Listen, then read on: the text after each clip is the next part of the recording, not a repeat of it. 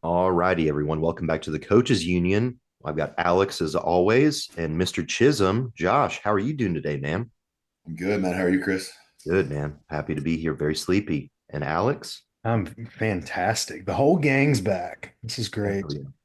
This will I randomly get questions if me and Josh are still friends. So like, yes, me and Josh talk like once a week, I think. So Mhm. At least, yeah. really, yeah. Um, but yeah, Yeah, I do that every now and then too, actually. Yeah. we put this episode together though because we just had Pittsburgh come into town and that show went down. And for those who don't know, Josh is an almanac for bodybuilding. Like Yes. I'll know one thing about one person, and Josh knows who coached them back at their like novice debut. So it brings the whole tandem together. You guys will just watch. It's gonna be great. Yeah, it's gonna be all I'm very excited. With I guess we just dive into Pitt and talk Mhm. about it. Do we do I mean, obviously there's the elephant in the room, or do we wait to talk about the Nick Derrick debate, Just or do let's we just talk about it. Everybody knows, like everybody's pissed. What I'm gonna read the room here. I hope everyone is in agreement that Nick won, right? yes. Like Josh. Yeah, you and I discussed it Okay. day of. So yeah, I definitely am in agreement on that. And Tyler came out and said he had Nick winning, which is huge. Because if anything, I thought Tyler would be a little more nitpicky.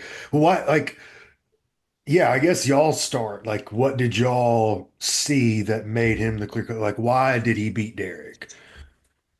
Well, I think I would say this is probably the most complete package that Nick has brought.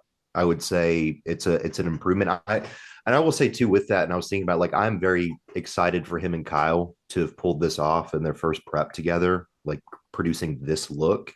I think he was significantly more conditioned, significantly harder, obviously out muscled the hell out of everybody up there. I think his waist control was the best it's ever been. And I feel like they like couldn't have nailed the peak much better than what it was. Yeah, Josh, go ahead. Yeah, yeah. No, I feel the same way.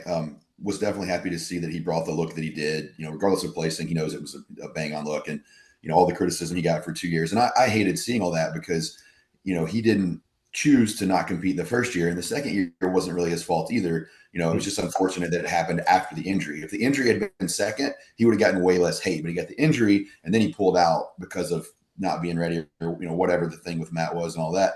So I think the timing and the order of how that happened was such a bad thing. So I was really happy to see that he brought the look that he did.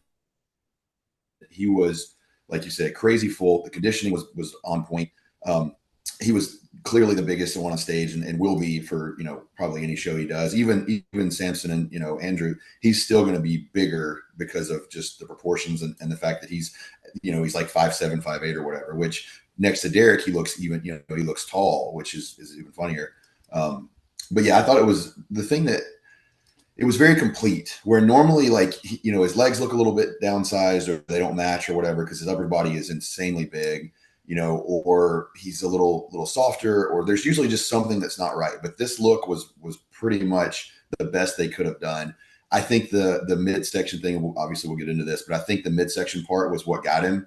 But again, I think it was better than it's probably ever been. Mm-hmm. Yeah, and I don't even think it's not that his midsection's bad, it's just that he's 5'6" and he has nowhere else it has nowhere else to go. Well, So and the control. I mean, between like the posing, and Tyler said it in his video, which phenomenal timing for Tyler to put all that out right before we did this. right. But he said it that between poses and transitions, and before getting into poses and all that, walking on stage and everything, Derek does a significantly better job of controlling the midsection, and he has less to have to control too. So I think it was. I don't think it was in the poses. Like if you show the pictures of each pose, you can't even argue for Derek winning. It's ridiculous. But if you're watching the entire thing and you see the movement, I think there is an argument to be made there for the midsection with Nick and the transitions and stuff. But I don't, in my opinion, and Tyler's too, and all of us, I don't think it was enough for the other things that were so much better than everybody else for him not to have won. Yeah, because the way I saw it, and I remember like telling you this, I was like, man, it looks like a super heavy amongst like light heavyweights.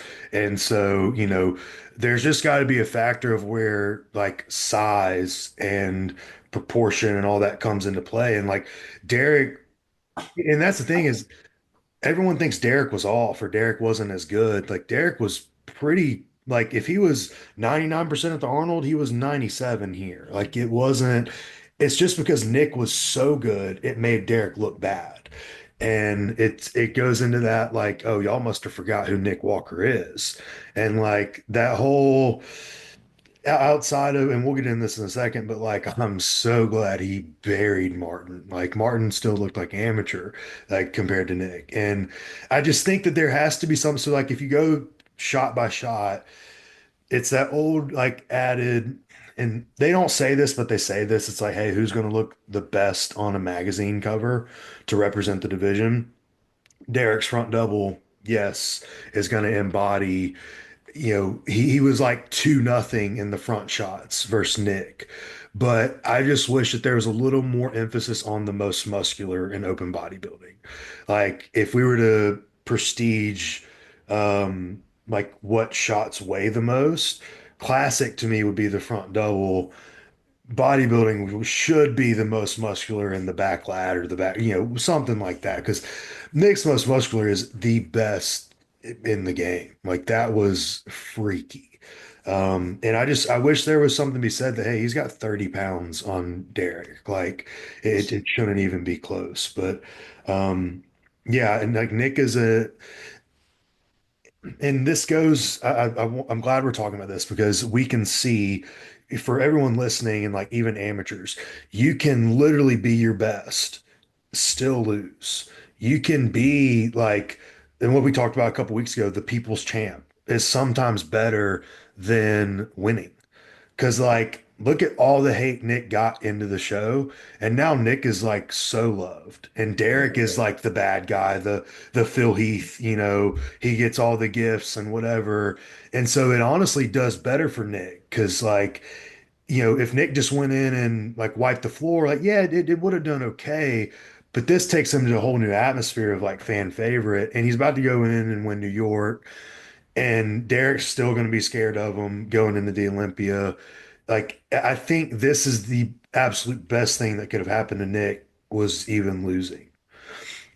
Yeah, I'm scared for anybody that has to stand beside him on stage. Yeah. Just knowing the last 2 years already that are fueling this on top of this. And again, it's like the King of the Hill situation where like Derek now has the precedent that he wants to go get the triple crown. So now it's Olympia or bust. So if he doesn't achieve that, he hasn't fulfilled the goal that he's after. Right. You see what I'm saying? Where it's like Nick can only go up from this point where Derek has the potential to actually go down based on like the expectation that's been created. Yeah, as good as Nick was, he still could have been better. He could Mm-hmm. have been 1 or 2 pounds leaner, sharper, fuller. Like I think, his coach did an amazing job not over like pushing into one direction. That's by far the best Nick ever. But I think we're gonna see an even freakier, fuller Nick in New York because he's gonna be like, I don't have anyone to worry about here. Mm-hmm. Well, I had this conversation a couple weeks out of Pittsburgh. I think, you we keep counting Nick out, right? Like everything he says he's going to do, we kind of laugh at it, like, oh, you're just being overconfident or whatever. And then he does it. Yeah. Like he's done all of the things so far except win the Olympia, and it very well looks like he could. And he continues to get better every show, or not every show, but he continues to, not linearly, but he progresses. And if he gets better than what we just saw, then that's, I mean, who beats that? I don't know of a bodybuilder better than Nick Walker. Like head to toe, what embodies bodybuilding? I really don't like. Yeah, I'll be honest. Looking at Samson at the guest posing now, I know he's on nothing. He doesn't impress me as much as Nick does. Like he's pretty, but Nick just comes out and it's like, what the fuck is that? It's a Well, whole. you could see through Nick's glute skin, like everything. I mean, it was, and Samson has a hard time with some of that, some of the conditioning and the skin thickness and, whatever. So I mean, that's, yeah, he stands out Yeah. just from that aspect of it. I think Nick, let's say Nick doesn't win the Olympia. I say he still wins the People's Choice Award. I say he still wins the most muscular award too. Yeah. Like Nick's getting paid this year for sure, as long as he keeps this up. Mhm. Um, what y'all Agreed. st I have a lot on Martin I want to say, but like what do y'all think about Martin? I don't think bragging about not doing cardio during prep pays off when you don't show up peeled out of your dick. And it's really sad because again, I wanted to see him just be all the hype that was created leading up to it, all the little snippets. You'd be like, motherfucker, Mhm. and then he looked soft up there, and it makes me sad. I felt like I felt like they missed. We actually, you and I talked about this, Alex, but I felt like they missed something on the peak. But if you look at his 3 week out guest posing that everybody criticized so hard, he was nowhere near ready. Like he was not like at 3 weeks, he should have been way leaner than he was. And I was actually impressed even that he was as lean as he was after seeing that 3 week guest posing. So I think it was probably a combination of maybe they missed conditioning and then tried to overcome it with some kind of water manipulation or something. But yeah, I don't think he was all the way in at all, and it definitely didn't look good. Yeah, it's like, and so I've seen this before with some of my black guys in particular. Like they have the freaky muscle bellies, and sometimes when you start to feed them, their lines go away, like for absolutely no reason. Like the muscle just expands like into this thing. It's like it made sense when Chad Nichols was talking about Rami. He started pumping up his quads, and then everything just disappeared. It truly makes sense. And I almost wonder because Martin's in that camp where his food's always high, his cardio's always low, they probably go into it every time, feed, feed, feed, feed. But I would be curious how he looks flat because I would be willing Mhm. to say some of those progress pictures that we were seeing that everyone's freaking out about, he was flat. Mhm. So I think a lot of what's happening is one, he's not lean enough to load how he does, and then two, like he's just loading too hard. Because, dude, to get up there and like his side by sides from the Olympia to this show, bro looks like he's guest posing. Like it was Yeah, very disappointing. And, yeah, and I know Martin has had this big turnaround, like emotionally, mentally. He's like brand new Martin. You can't fully get rid of who you are as a person. And Mhm. he's still somewhere deep down that basket case, in my opinion, from what I see.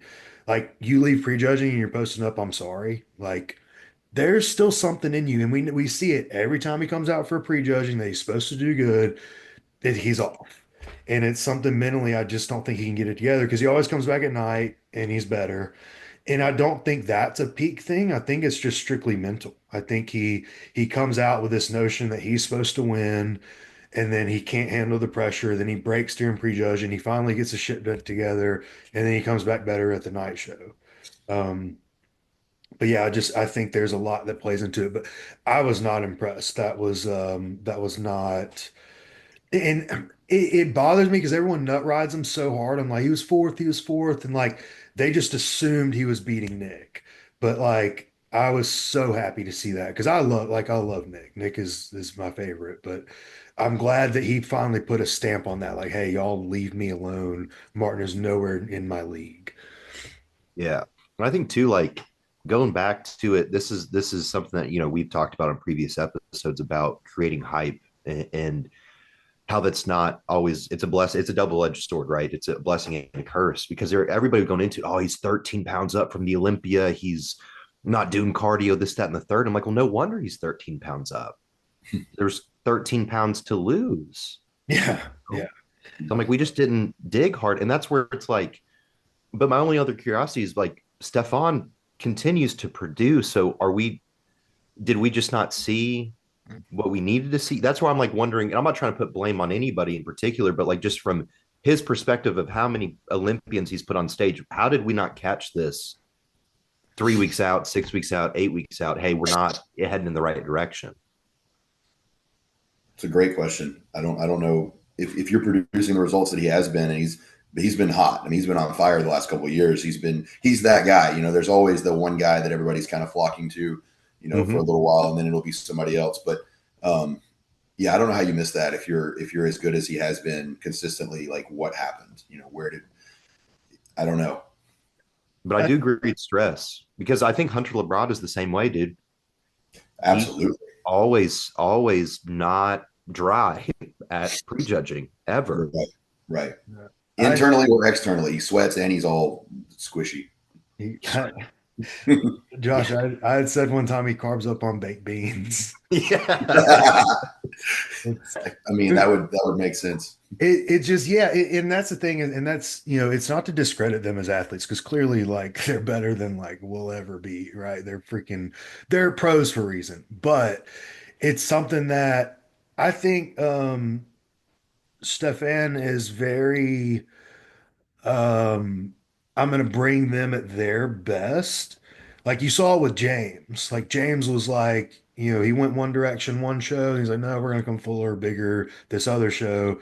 But it wasn't like a truly peeled James. And I think he tried that with Martin, was like, okay, well, he's got crazy shape. I mean, Martin is feathered. Like when he poses, he's feathered. But I think he was just trying to bring another look.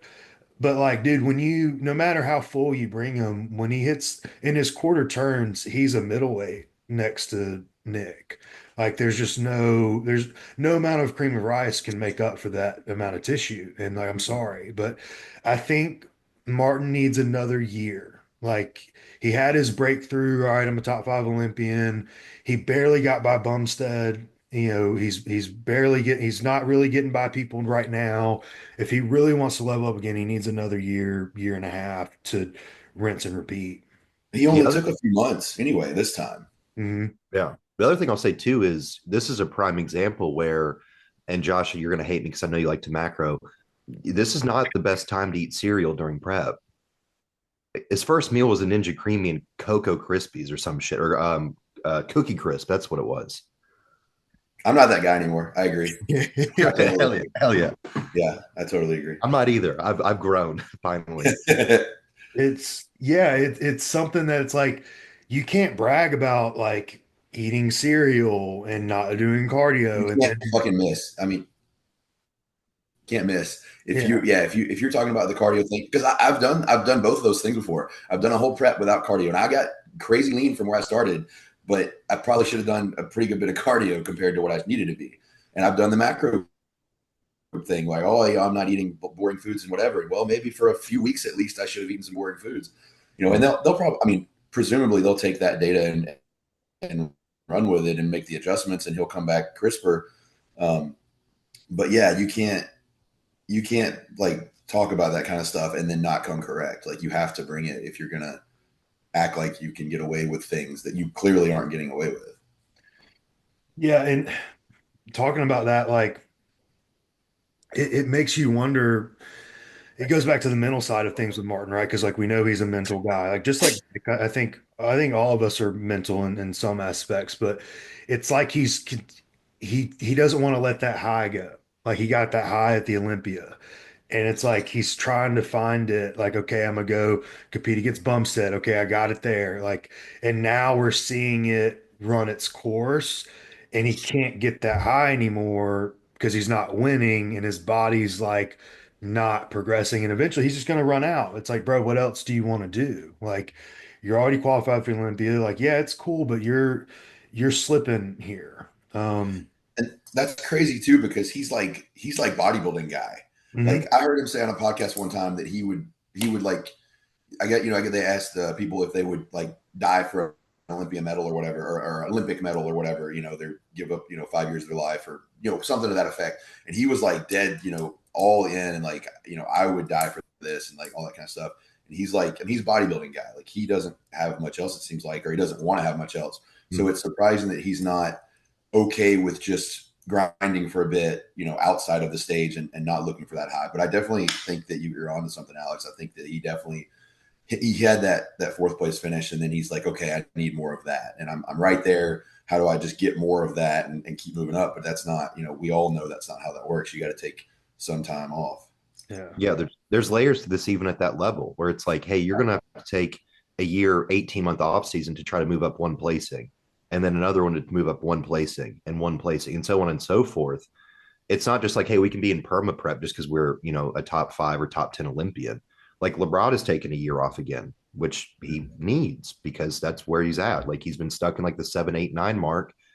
Obviously, I think it's partially like we talked about with nerves, but like he still needs to improve his physique in order to try to rise up in the ranks. I just don't think Martin's had enough time.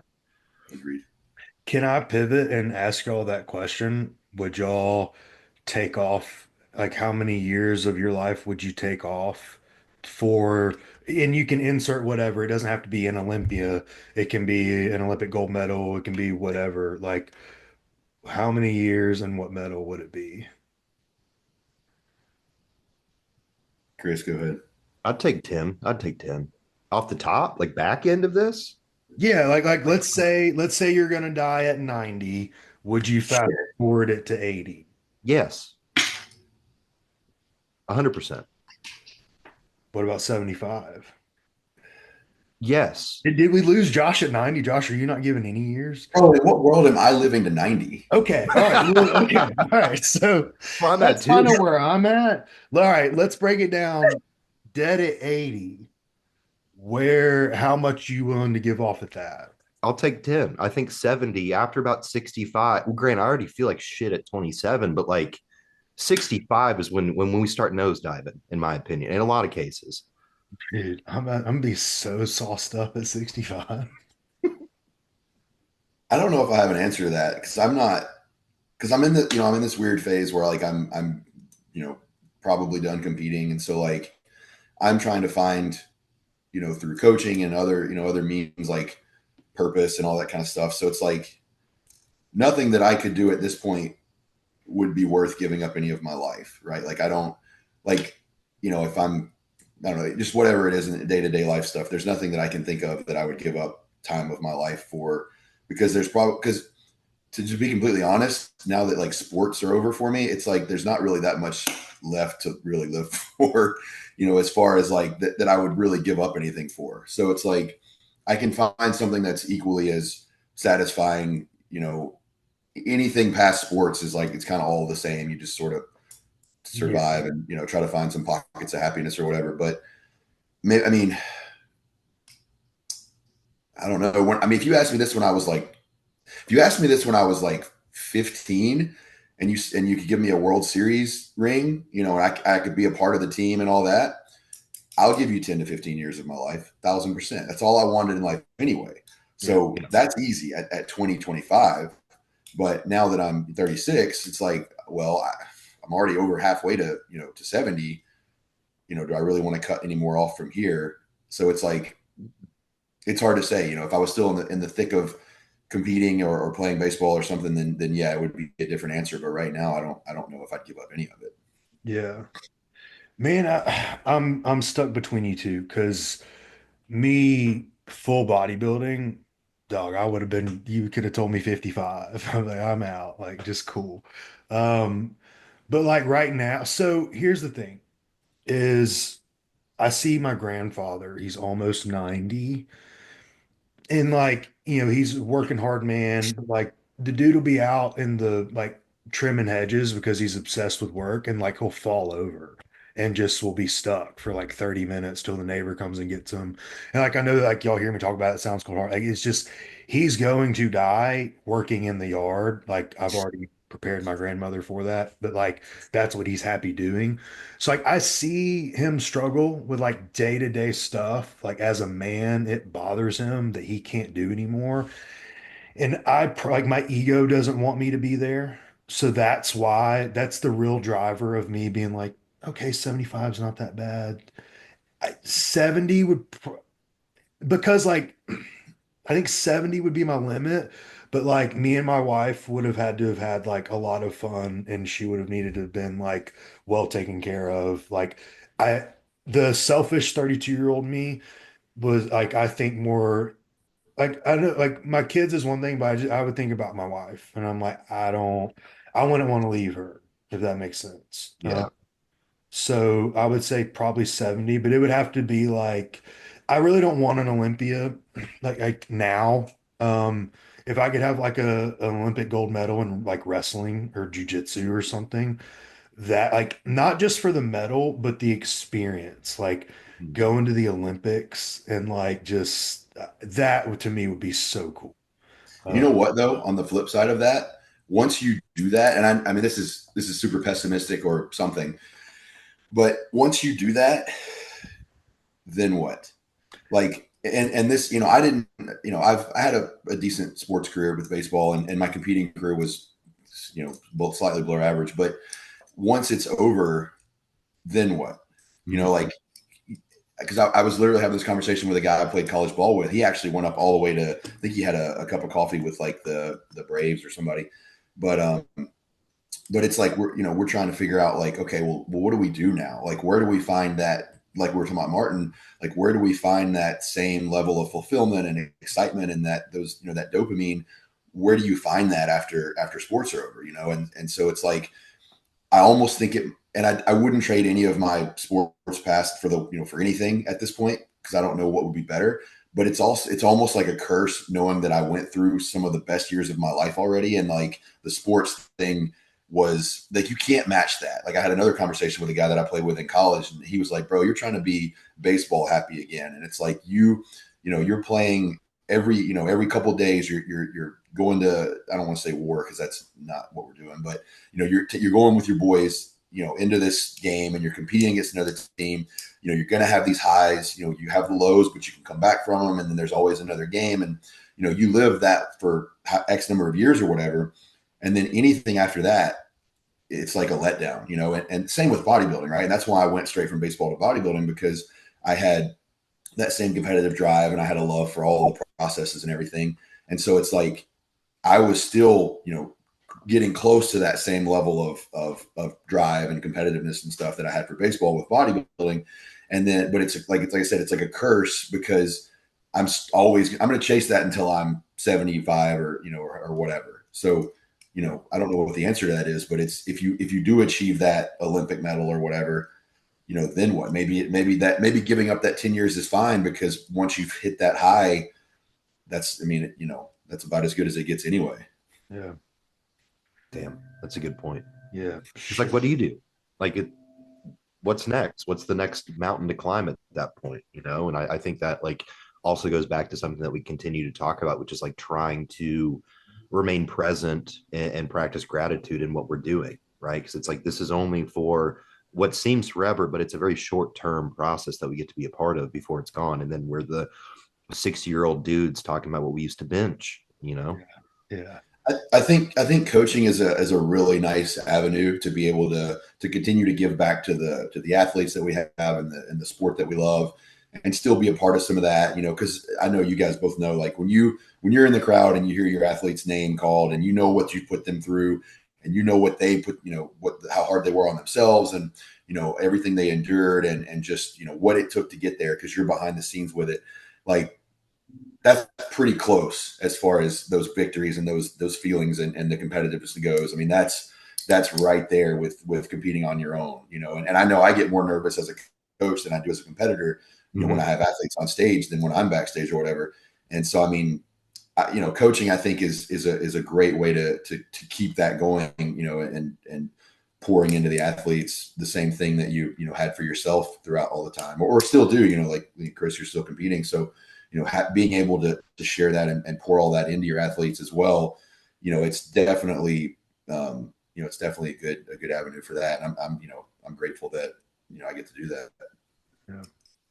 I think we get both like as we get further away from personally competing, but then we still push our clients into like you said, like, dude, I'm more nervous on show days than anybody. Like I freak out. But then I get the high highs from a win. I'm like, oh, this is the best. And then I get the low lows coming back. Um, I think one thing that helps us now that we aren't in that spot of like, I'd give 20 years of my life for an Olympia, is it helps us communicate to our clients from a perspective of it's not that deep. And I Mm-hmm. don't mean that like don't take it serious or don't give all your effort, but like we're able to find those people who just either A, genetically don't have it, or they're literally ruining their life. They're ruining their personal relationships, their jobs, whatever, to chase something that's like at a local auditorium. So we have the ability to like ride the wave with the ones who are going to the top. And then we have that realistic thing. I'm like, hey, it's not that big of a deal if you just want to be fit and look good at the beach. Like, I promise you can still survive on the other side of this sport too. And so I think, yeah, I think we get the best of both as coaches. And Chris, you'll feel that more like once you do get away from competing. Mhm. Um, but and I think even now, like you see people who just are genetic freaks, and you're like, dang, dude, like, why can't I diet like them, or why don't I get to take half of what they take? And then you get the ones it's like we throw everything at them and nothing's budging.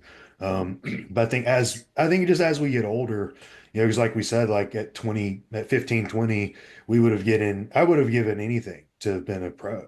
I Yeah. think just to be top five in North Americans, I would have given anything. So. One second. What was I going to do? Sorry, guys. I'm brain dead right now. Well, here's the other question though. With that, like, well, one, Alex, what, like, if, or well, actually, for both of you, like, even now, if Josh, if you were able to be like get a World Series, would that change? Like, if someone said right now, well, you're on the roster, you're going to go out there and bat, would that change your answer as far as like years to give up? Probably, because I mean, I still love the game. I still Yeah. go to a game. I still go to a game, and I still sit and talk to Paris about every single at bat and what the pitcher should have thrown and what he did throw and why, and everything like the strategy and all that kind of stuff. And like I think about, I still have dreams about it all the time that I'm playing or trying to or whatever. Um, so yeah, I mean, I guess if it was really presented to me, I would give some years up to be able to. But you know what? I wouldn't go back to just play a season and win a World Series. But if somebody, I get okay, I'll give you this. So if somebody came to me and said, "Hey, Magic Lamp, Magic Lamp, here's your genie. You can go back to 18 years old and you can play college ball, or you can go and play high school and get drafted straight out of high school, or whichever you want to do. But ultimately, you're going to get to play pro ball for a good career. 10, 12, 15 years, whatever. You're going to get to have that career. You're going to get even without a World Series. If they told me I could play pro baseball and make all that money and everything, I'd go at 70 for that. Yeah, absolutely. For sure. But if I could go back and have that career versus just 1 year right now, absolutely not. Like, Yeah. Yeah. Yeah. but because I I don't even know. Like I'm assuming in this scenario, I'm given the skills that I would need and everything, and I would be comfortable with it and stuff. But just for 1 year, no, and just one World Series, no. But if I could go back and have a career, World Series or not, if I could go have a pro career as a starting, infielder or whatever, 70, I would accept that completely fine. Do You need to that. go be a baseball coach, dude. Yeah. Yeah. I should have, but it's getting a little late for that. So I went to grad school for that. I was taking a PE and coaching masters, and Mm. I was playing my last year at a small school in Arkansas. When the season was over, I didn't get drafted or anything, and so I couldn't be around the game without playing it at that point. I literally there were literally nights for the next like 5, 6 years where I would just like start crying. I would see baseball on TV and I would just lose it, and Mm. so I couldn't be around the game and not be able to play it. It hurt too much. And so I told the coach that I was supposed to stay and help. I was going to be a GA the next year and finish that master's program. And I ended up telling him like, no, I'm going home, man. Like, I can't be around the game if I can't play it. And so that's how much I loved baseball. Like I love bodybuilding, but nothing compared to what I felt about baseball. Dude, and that goes into like everything we talk about in terms of like it's at the end of the day, it's not the trophy, it's not the wins, it's not the money, it's the ride. Like you like the journey, the whole thing. Because you're right, dude. Like it's hard to say for one Olympia or for one gold medal, but like to get to live X amount of years as a pro ball player or a pro, bodybuilder, like it's the journey you want. It's not just that one thing. And And nobody could tell me that 15 years ago. I yeah. didn't want to hear that. I just wanted to be the best and I wanted to win. It didn't matter that I was living literally the best life I could have asked for. I wanted to get drafted, and if I had a bad game, it was the end of the world. It wasn't like, I still get to play tomorrow and I'm going to chill out and be good tomorrow. But when you're young, you don't see it that way from any sport and anything you're doing when you're younger. It's hard to look at it that way, right? I mean, we're looking back, 2020 from in our 30s, so it's easier to say that now. But yeah, it's you're exactly right, Alex. It's about the ride and it's about enjoying it. And I still feel that way about bodybuilding. Like I didn't enjoy that process, when I was doing it as much as I should have. Obviously bodybuilding is hard and there's some suffering involved, etc. But it's fun, man. Like you wake up every morning and you're like, oh, let's see what I look like today, and there's a new vein or a new line, or you go to the gym and you hit a PR, or you go to a gas station and some annoying lady starts dancing and says something about you posing and being big or whatever, like that. Like that is it, you don't realize how much you'll miss that until you don't have it. Yeah, dude, agree. All of that. Yeah.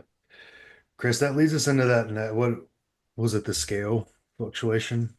Yeah. So Alex and I talked yesterday about people panicking about scale fluctuations. So Alex, would you like to speak your piece? Dude, so and then me and Josh actually talked about it too, I think. I've been ranting about the scale for like the last week, and we've done a full breakdown on why the scale doesn't really matter.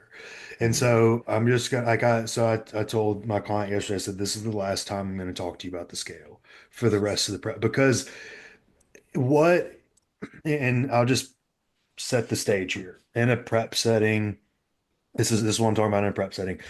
The scale is going to fluctuate.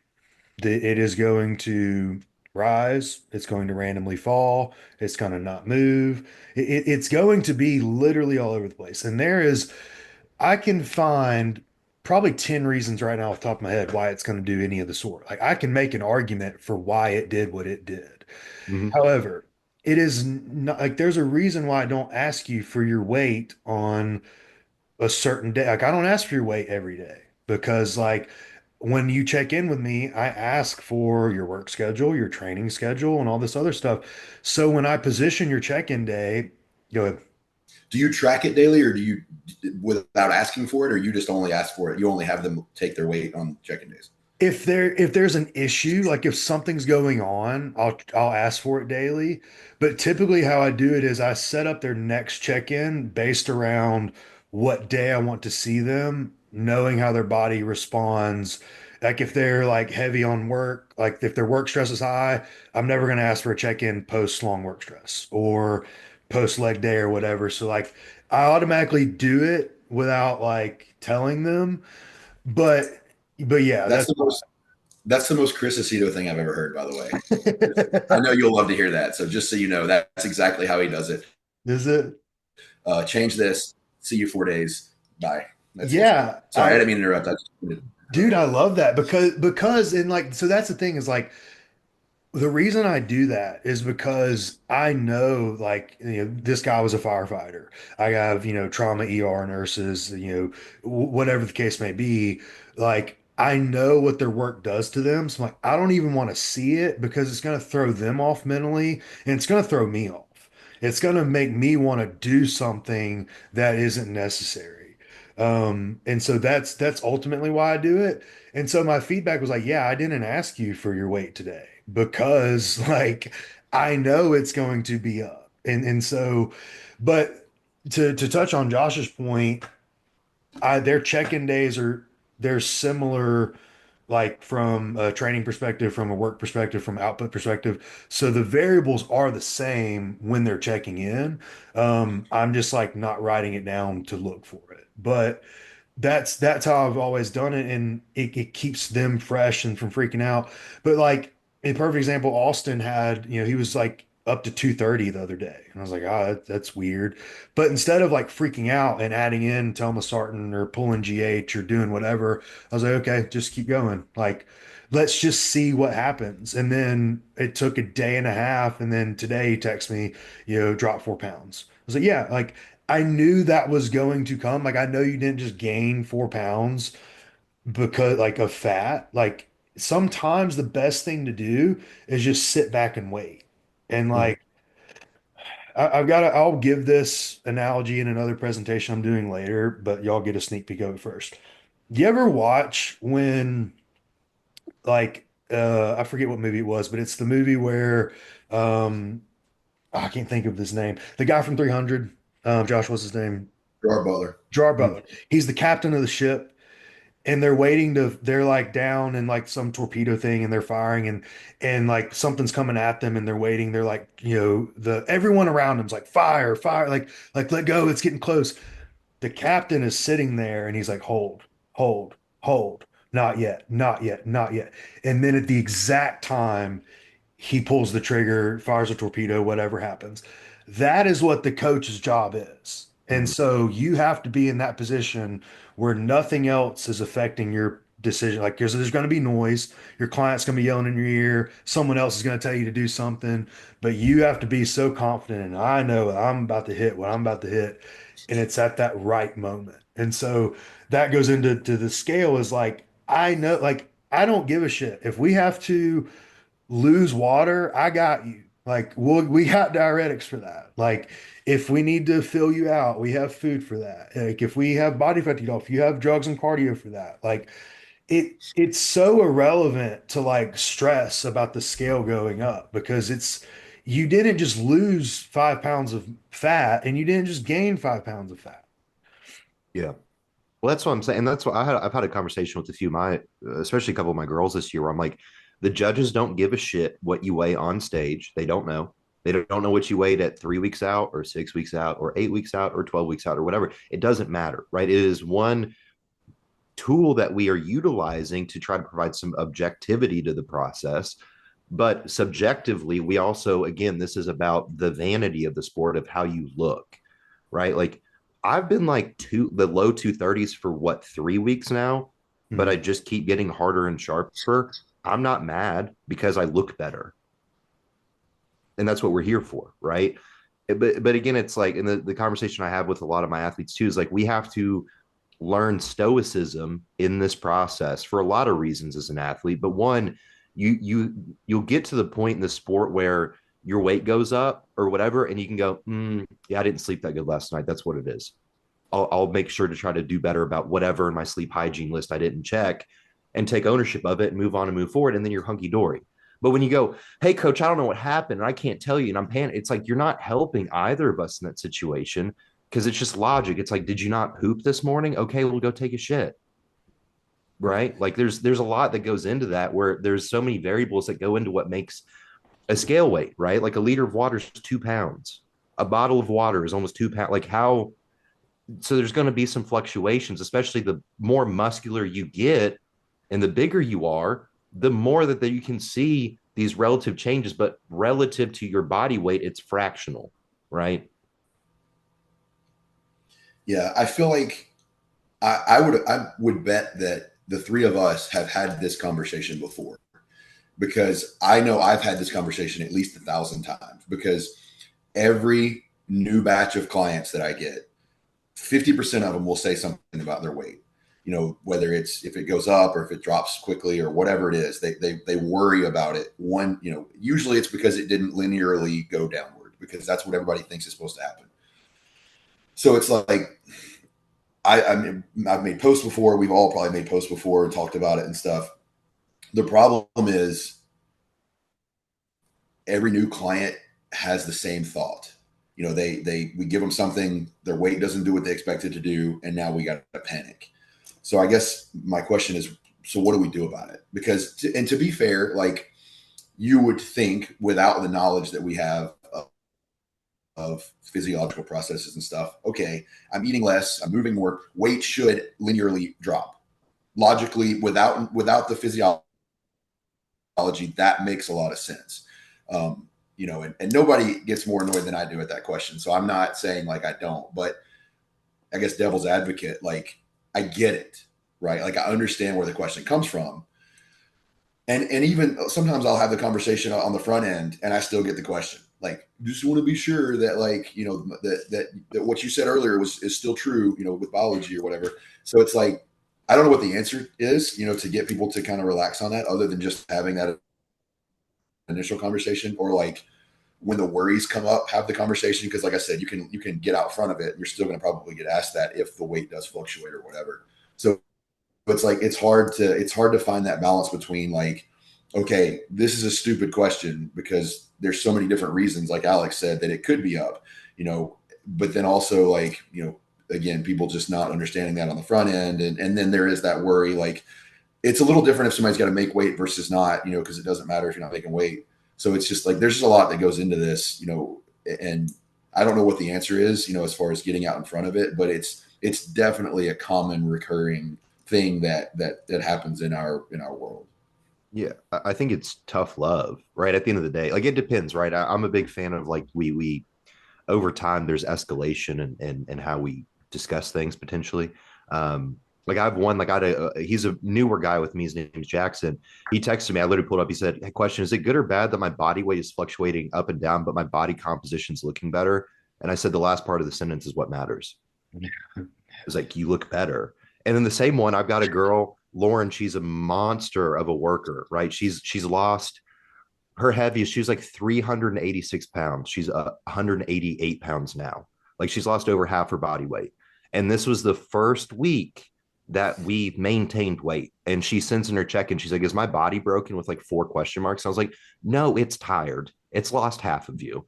Yeah. Like now we probably just need to take a little break for a second and just pull back." It's like, but in either case, it's like there's nothing's broken. And again, like in all cases, we're all here for vanity first and foremost, and that is fine. That is good and well. When you are at the pool or you're at the beach or you're on a stage, nobody's looking at you and going, "Did they lose a pound this week or not?" You either look good or you don't. And that's what we're here for. Yeah, Bingo. it's literally just a data point. Like that's all it is. Like Yeah. honest to God, it's just the same as you telling us how you slept. Did you follow your diet? Like, and there's some people who I don't ask for their weight. If they're obviously that wouldn't be in a prep setting, but like if we just had an off week, I'm like, it's just not send the weight this week. I know it's gonna be high, whatever. Um, but it's just as it just lets us know what's going on. Like if, it's just that's really all I look at it. Now, yes, if we're in a prep setting, yes, ideally the scale is going to come down over time. But it's not abnormal. And that's the thing is like you'll have, diet breaks or refeeds or cheat meals, and you'll have like you could have the same client, but just at different parts in the prep. The first time you refeed them, they gain weight, like a lot of weight, and it's not good. And the second time, they drop a lot of weight. Third times their weight stays, but then they go back to their normal days, and then it's their weight drops now. And like your body is going to adapt, like whatever you throw at it. And so it's just something that like at the end of the day, you trust in us to deliver and to, and like you said, unless you're making a weight cap, like I don't care what the scale says. Like at the end of the day, if it's not moving, but we're looking better, okay, you know, Almost better because it means you're maintaining some muscle. yeah. Mm-hmm. And I usually play devil's advocate. I'm like, okay, well, like, and you see it with guys and girls, right? But let's just say for girls, it's like, if they don't weigh, 130, like, and they're just not dropping below 130, like, well, what if you were 122? Would you be like, oh my gosh, I'm so small. I'm losing my butt. Like, well, okay, you don't like 130 because you feel fat, but you don't like 122. So like, what do you want? Like, it's like you can find a reason to hate both. Mm-hmm. Because if you drop too fast, it's like, oh my gosh, am I getting small? Am I losing muscle? Do we need to feed? I need to refeed. I'm flat. I'm like, it just, you have to understand that when you're high inflammation, high output, high stress, mental, physical, whatever the case may be, your body is going to respond some type of way. It is either going to gain weight, hold weight, not lose weight. Like it's going to do something. And so, us as coaches are just trying to find trends as to what your specific body does because someone else may do the exact same thing as you and drop weight just fine and they have no issues. So it's just again, it's just information that we need, but it's not a pass or fail. Just like blood work, like blood work's not a pass or fail. It's like what is going on right now at this moment in time? How do I fix it? What do I need to do about it? But it's not like a grade. I'll get that sometimes where it's like, oh, it's a bad check in or whatever. My weight didn't drop. And it's like, that doesn't make this a bad check-in. What would make this a bad check-in is if you didn't send me the information I'm asking for, or you did it after the cutoff time, or you didn't at all, or whatever. Like, the bad check-in is not like, we're not trying to make anything happen with the check-in. Like, the check-in is, it's in arrears, and now we react accordingly. Whereas, like, people are like, oh, I'm trying, I'm gonna have a good one this week and whatever. It's like, well, you might not. If you get stressed or something, your weight's gonna go up. Then is it a bad check-in? No, because it's just pieces of data. Just like you said, it's all just data to react to. I think the moral of the entire story and the entire question is to hire a coach that you trust, and then just let him cook, or her. Because if weight is a concern, or if it's a problem, or something's not going right, you should trust your coach enough to react accordingly, right? And that's what we're here for. Because if you needed to sit around and worry about your weight, then you wouldn't need to pay us, $200 to $400 a month or whatever to worry. Because I promise we stay up worrying about you and whatever the data points are, we worry about it. So just let us, right? Like, it's not, you no longer have to do that because you sent us the money, or hired us, or sign contract, whatever the case is. You gave us that worry, and so let us worry. And if the end of the prep is not where you wanted it to be, then maybe find somebody else or whatever, or, you can recap and have that discussion. But ultimately, like I said, the whole point of hiring a coach is so you don't have to do these things yourself. So don't, and we'll handle it. Well, it's again with all of us to add to that, Josh, like, if that's all we cared about, we wouldn't ask for check-in pictures or any of the questions we asked. We would just ask for your scale weight. Just text me your weight. And the same way, like, we don't go up on stage and weigh ourselves, like, or we don't go up and put up our laptops of our spreadsheets, right? We're judging the body in front of us, right? I think for some people, I'll have them do it where they send me, I'm like, you go check in first, look at yourself. If you like how you look, and go weigh yourself after. Because you'll have people who like attach the two. They'll weigh themselves first and go, fuck. And then they'll be like, oh, I look like shit. But you don't. You just like decided that this weight has to dictate that you look bad, when in reality you look fine. So, Yeah. And that's not even in the peak week setting where we actually are matching weights to looks. That's a For whole other sure. conversation. I was just about to say, as much as we're like, I don't really care about the weight when it's peak week, that's all we care about is Yeah, the you're weight. weighing 3 times a day on peak week, but that's different. Well, and so to that point, so I actually had a client come to me the other day, and she was having trouble with, and so I collect weight every day. I'm not, it doesn't matter to me, like, the numbers, until it does, and its patterns, and whatever. But I do like to collect the weight every day, put it in the spreadsheet. When I get a check in, I look at it, see how we're trending, etc. So this person came to me and said, hey, it's kind of bothering me to weigh myself every day, and I don't, weigh my food. It's kind of putting me in this, eating disordered kind of mindset or whatever. And she was like, I really want to compete, but these things are kind of bothering me. Let me think about this. And I was like, and she's like, I was kind of losing some weight before without really tracking anything or whatever, wasn't weighing or whatever. And, and then now I'm kind of freaking out. And I'm like, this is not, like, it's okay to do those things. You said this earlier, Alex, like, it's okay to just be healthy and be fit and to look good. You don't have to do all the things to compete. Competing is even more so now than it's ever been, because all the coaches are kind of leveling up and the sport's evolving. It is way beyond what is normal and healthy for just looking and feeling good. So, like, my point of all this is, like I said, I collect the data every day, but if it bothers you that much, this sport's probably not for you, because I know we in peak week are, and I explained this to her. I was like, when we get to peak week, if you get to that point, I am going to be weighing you 1, 2, 3 times a day. And that's going to be something that you're going to have to do, because it's going to help me to get you to your best look. And we're going to need to see what's changing overnight, etc. And so, like, if it bothers you that much to weigh yourself when you're 30, 50, 60 weeks out, then maybe we don't need to diet you down to a show and then just ruin your whole rest of your life and your mindset, because now all of a sudden every single thing you do is attached to the scale. So, like, on the other side of this, maybe we just shouldn't compete if we can't handle those fluctuations, or the number bothers us that much, or you can't trust your coach to deal with it, or whatever that looks like. So, that is really important, all the way up into peak week, to be able to get that data. And if it's, like I said, if it bothers you that much, then just maybe you should just be a lifestyle client, and maybe we don't collect weight at all, or maybe once a month we weigh and just kind of check in on that. And it's just a bunch of different ways to look at it. And ultimately, as we've gotten older and been through the sport, I think we're learning more and more that it's just not for everybody. Yeah, I think to your point, it's like we can get you like a 4 week outlook without having the stress of you being 4 weeks out. Yeah. Like we can do that, and however much time it requires at that point, because we don't have a specific show that we have to go put you on or put you on that stage. So why not just get in really good shape? Like treat this as such, but don't put the pressure of such on you. And I advocate for a lot of people, hypocritically, a lot of people not to compete. I'm like, if you have body image issues already, you're gravely insecure, you're, maybe emotionally unstable in a certain sense towards yourself, or you're, obviously have issues with the scale. Don't get into it. It only gets worse. Like Right. as someone with all, it only gets worse. Yeah.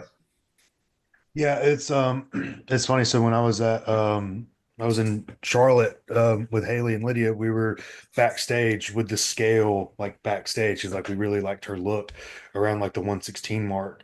And I had like made friends with the expediter, because like I gotta see who else in the divisions and all that. It's like we had talked, and then he came back over because like she was on the scale, and like he had like made a joke about like, I guess, are we weighing her food like with her on the scale or something like that? And I was just like, oh, dude, you're so in 2005. But like, we're the only ones backstage with a scale.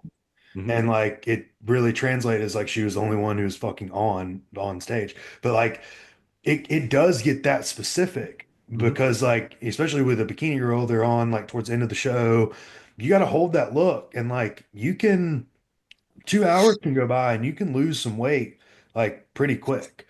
And like if you're, a pound for a bikini girl up or down can go flat like really fast. And so, but yeah, it just it blew my mind how like no one else was doing it. But then at the same time, not really, right? Because until working for John, I never thought to do that. But then Mm-hmm. now it makes so much sense. I Um, didn't start doing that until the J3. So I started going through the J3 modules. Yeah, I yeah. never thought to do that either. I thought, well, it's a look. It doesn't matter what you weigh, but there's a really good correlation with matching the look and and knowing through the past few weeks or whatever what it takes to get to that number and hold that number and see and what your body's going to do after that and all that. And it's very granular, but to be a good coach, the details matter. Yeah. Yeah, it provides like the actual blueprint at that point. Because if it's like, hey, X weight is the look, and leading up to this time, we figured out, to your point, like we figured out how much food it takes to get from, let's say, like in Lydia's case, like 116. We know how much it takes to get from 113 to 116, or how much it takes to get from here to here, how long we hold that. When you're backstage and she gets on the scale, if she goes 114, you're like, okay, this is what we do. It's not like a game of like, what are we supposed to Yeah. do now? Yeah, you're not Right? guessing at that point. It's Yeah. objective, like, It, because it's science. And then you know what to do coming off a stage. Like, because some guys will like flatten out because they've posed rounds, but then like some girls may not because they don't really get up there and flex. So it's like, okay, well, now what do you do? We got to hold this look for 6 more hours and we're already at our weight. So, yeah, probably not a lot of fluid's going to go in, or we just banged out a lot of sodium pre-stage. So now we have to like ride that and manipulate that through the later part of the day. And sometimes it makes for a pretty fucking boring post prejudging meal, like because you're just on, What? right? Yeah. Yeah. And so that's where, and you see this a lot, especially regional shows. Everyone's like, oh, burger, fry, donut. Like they just start going to town. I gotta get coming back better. But Cheese like, pizza. Why? yeah, Why? sometimes the best thing is do nothing. It's like just keep holding. Take a nap. Yeah. Yeah, But it's I've seen pizza. I saw Milo sweet tea. That was a really good one. Like immediately off stage after prejudging, I was like, so we're coming back spilled, like Wow. so spilled It's gonna be at that nap time after that too. point. Yeah, for sure. that's You know, it was a humalog, based on the look. But yeah, That's I fair. think again to tie it all up, it's like there's two, especially with us three, because we do coach diversity of people, which I think sets us apart. We do look at it in the lens of the individual, right? So there are people that we all work with that might have poor relationships with food or body image that we treat the scale differently, and then we have our competitors where we have to treat the scale much differently, and there's a wide spectrum and array to that, but not everybody's getting the same. I don't want to say service in that sense, but the expectations and precedents aren't presented the same way because they don't need to be. um, the next thing that we got is imposter syndrome in a fitness journey, um, which I think we've all experienced in some regard, if not a crippling amount of it as competitors. What do you guys have? Is it from a coach or from an athlete? It's an athlete. It's one of my athletes that works very hard. So He had imposter syndrome. she has imposter He syndrome. has imposter syndrome. Mhm. Okay, so are we talking to the athletes with dealing with imposter syndrome, or are we relating to it from our imposter syndrome? I think talking to athletes, but I think obviously having our own moments of relation helps humanize it as well. Um, Someone else start, and I'll chime I in. think I think as a coach, I've experienced it way more than an athlete because I don't think my or my perception of myself as an athlete was ever really much more than it was. Like I felt like there was a lot of potential there, but I never felt like, oh, I'm going here to really crush the show, or I'm going to go in here and I'm going to get waxed. Like I was always pretty, I could win, as a competitor. I always felt like I could, but I needed to work, and so that was fine. As a coach, though, that's where I've really seen it. If I um, I have a hard time putting out content a lot of times because who am I to say this stuff? And it might be something that I know, but it's like, well, everybody knows this. This is simple stuff. So why am I going to just start talking about stuff? And people are like, why is he talking about this? Because it's basic stuff. And one thing that I have to fight through is, a lot of stuff is new to other people, kind of stuff. So it's hard to kind of separate from like, what value can I bring? And then do I really know enough to bring value at all? I worry that if, I just maybe people don't trust me with what I'm putting out there, or if you're trying to take clients to a high level, it's like, do I have what it takes to get this person to X, Y, or Z, show or win this show or this placing, especially early, in the coaching career, because you haven't yet. You might know how to do these things and like, what carbs and fats do to different systems in the body and stuff. But until you've actually proven to yourself even that you've done it, it's kind of hard not to feel like you're less than or not like capable or not capable, but not worthy, I guess, because you haven't, because especially with social media, seeing coaches be successful, especially a lot of them, it seems like they were overnight or whatever. It's like, well, I'm not that person, or so why am I, this person hired me, this client with all this potential hired me, you know, am I good enough to get them to where they need to go? And if you do this long enough and you work hard enough and gather the knowledge and the experience, then the answer is probably yes.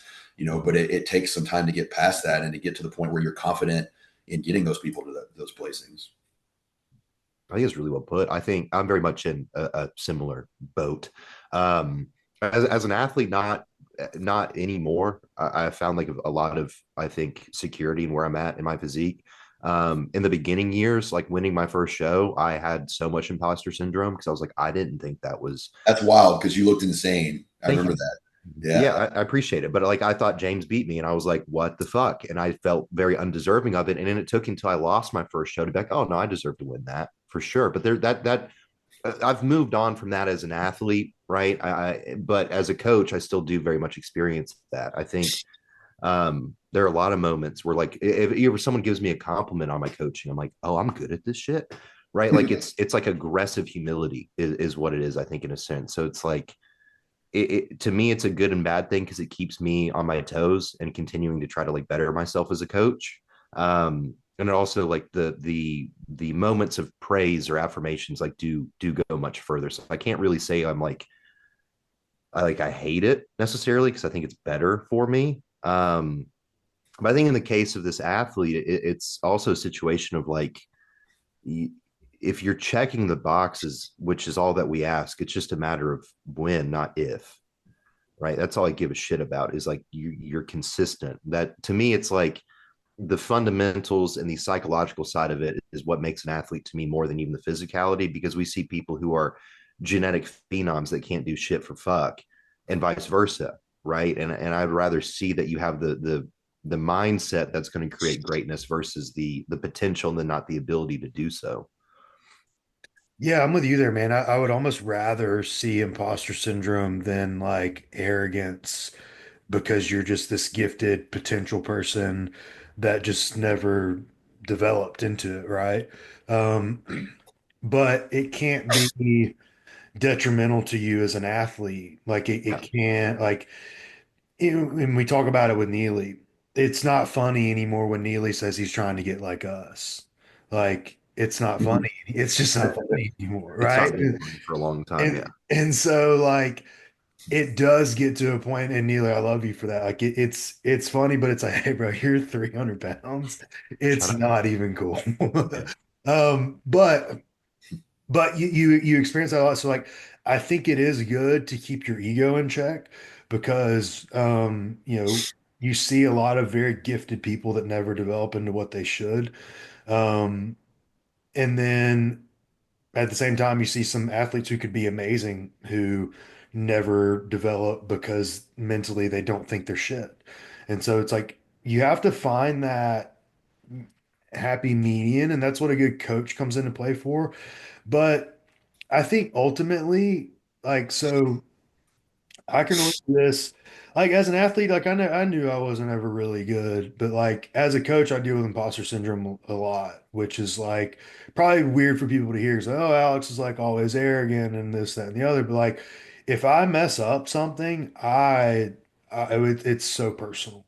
And I think that's what a lot of it is like and Josh will laugh. I don't keep up with a lot of coaches. Like I have people, like I have some clients coming to me and they're like, well, I work with so and so. And I'm like, I'm sorry, I don't know who that is. Or they're like, there's Team Atlas's coach. I'm like, where? Like I don't know them. Like I don't keep up with them. And so a lot of that is beneficial, right? Because like I don't really compare myself to them. Not because like I feel superior or inferior. I just don't feel anything about them at all. But there are multiple moments throughout my coaching career where I felt very inferior.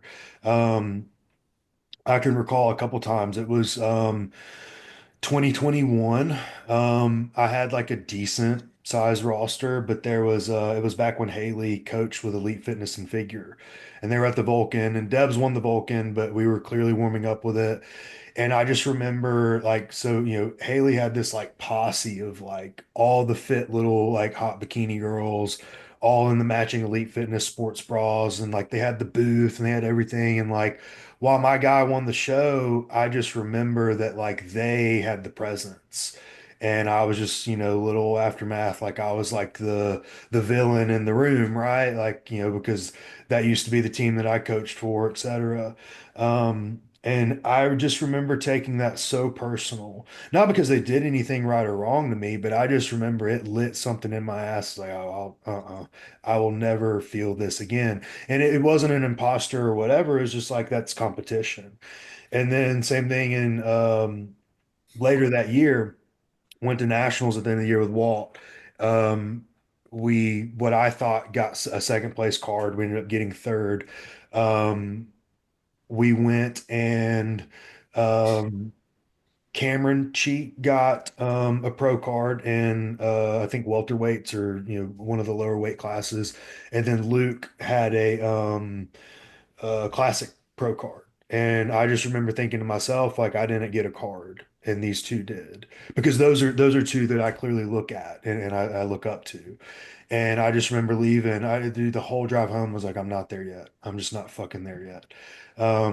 And so I didn't feel like I wasn't good. I just felt like I never feel like I'm where I really am, if that makes sense. Mm-hmm. And but I just try to drive that into like just sickening, like you're not gonna outwork me, you're not gonna outcoach me, you're not like, okay, you think it's cool that you have one athlete this weekend? Well, I got one athlete here and I got one on the other end of the world, and I'm peaking them both. Like, do that, go win here and go win there. Like, it's so personal to me. And then now I look back at those moments that like, dude, they drove me for a while. I guess 2025, and I can still think about it and get like high blood pressure. But it's you have to have those moments that check you. It's not Mhm. that you're not good, or I had to pull Neely out of his show because of the Rabdo situation. I thought I fucked up, man. Like straight up. This is I'm about to talk some real for like 30 seconds. I thought that Luke and John were going to look at me like I didn't know how to handle a heavy bodybuilder. And I thought that I was going to be fucked for because I've been like, I'm working on things where I'm trying to advance and I'm trying to grow and do stuff within the university. And I thought, I was like, there's my shot. I blew it. Like, dude, for like 2 days, I was a mess. I didn't talk to anybody about it. Oh, Chris, I think I called you. Never I was talked. just like, man, I was dude, that was like 2 months ago. So like Yes. there's still I don't want to call that imposter syndrome, but you just need something to light a fire under your ass. Like you need that little chip on your shoulder. And I think the people who don't have that are the ones who get comfortable and they start selling, SIBO protocols and they just like, or they're like, sign up with, B7 of my coaches, like I think that's where they sell out. Like, I can look at some big name coaches now who sold out and they don't have that dog in them that they used to have. And it shows. And it's not that they're better or worse, like they're far superior financial than me, like better off than me. But like, I guarantee we go head to head on a peak week, I'm gonna blow you out the water because I'm still pissed off at 2021, Alex. Yeah. So I think it's ego and id, right? And it applies to I think all things that we do. I mean, just in this life, like there has to be. It's like you need you. It's like you have to have your ego like be the gas pedal, but you have to have your id be the brake pedal at times too. And there's this game that we have to play. And there's sometimes where we put our foot to the floor too much in one direction, and ultimately you just either get in your own way or you wreck, right? And like going to last year, I think a majority of last fall, I was deeply in my head about if I was good enough to be a bodybuilder.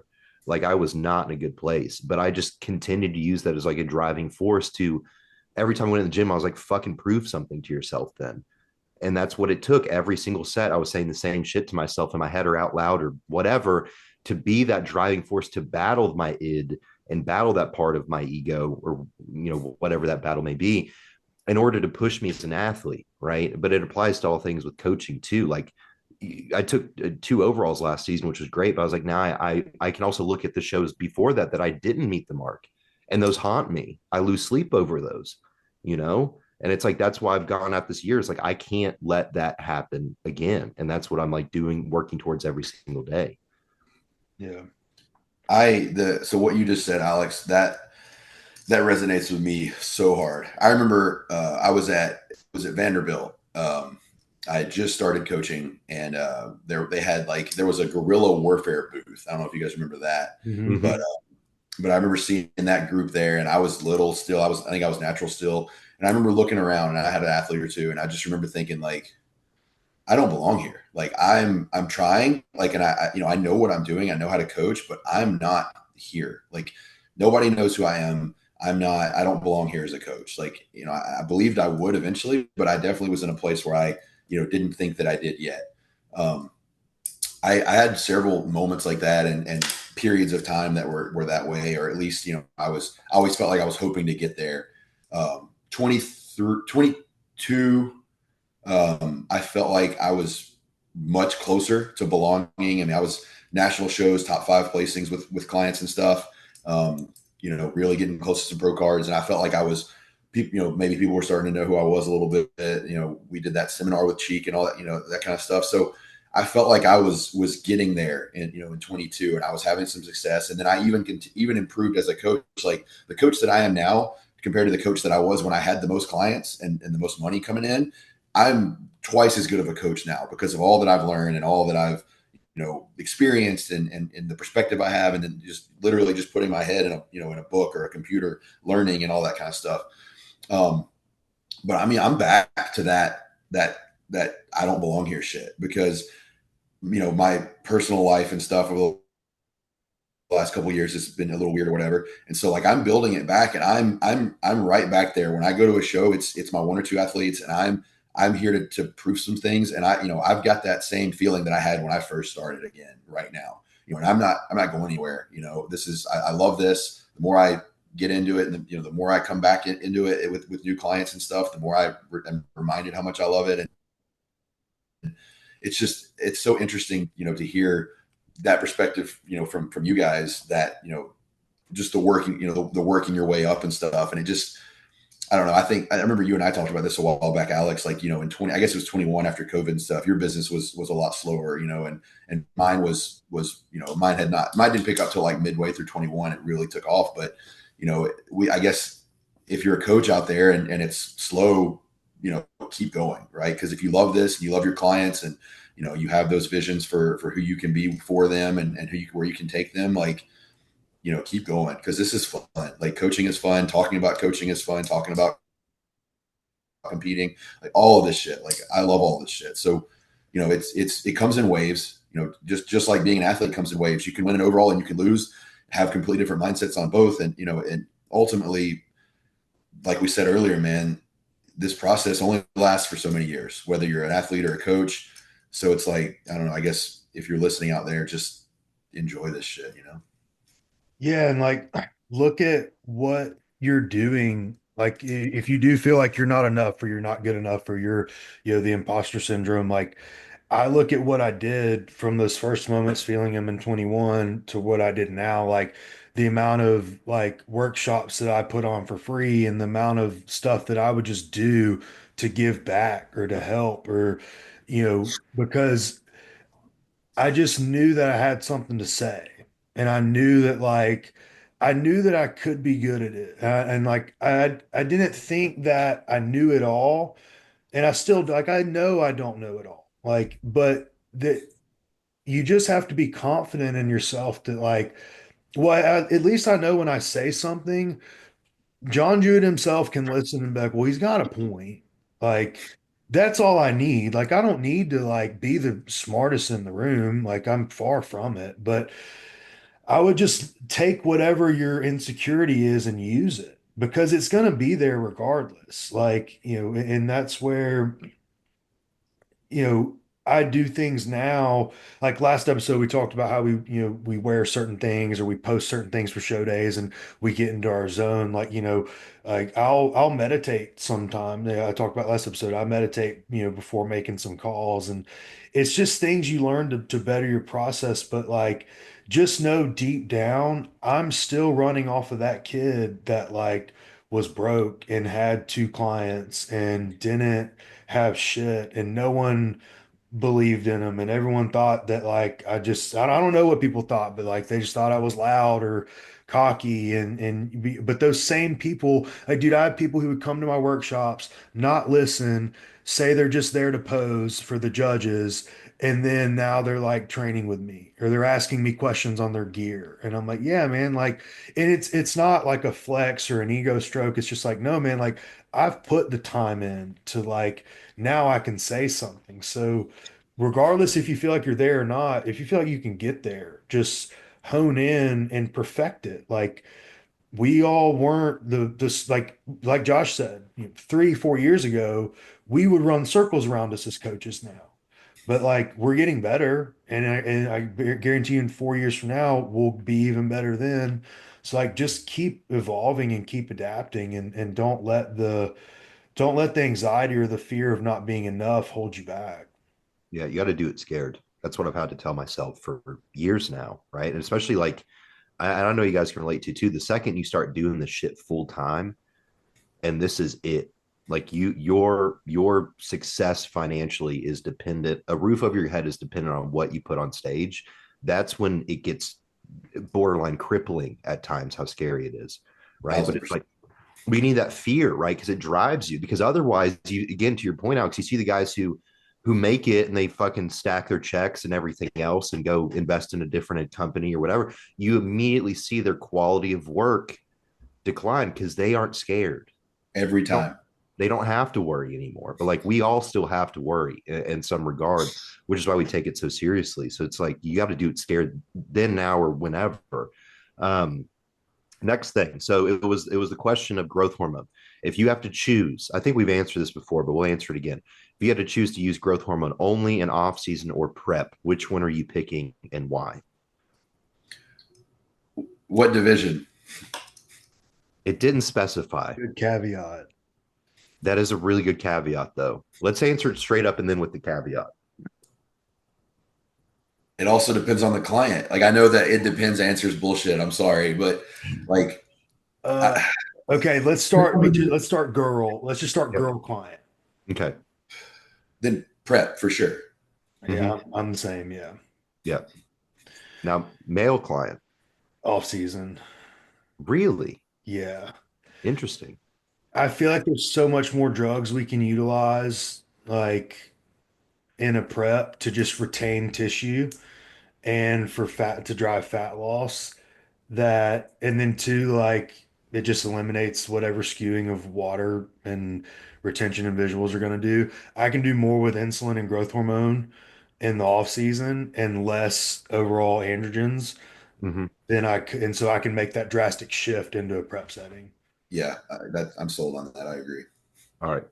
Easy enough, boys. All right, Uh, yes. wrap it up. The next one, I think this is another one from Alex. Every day of prep isn't a fucking photo shoot. And those were the exact words.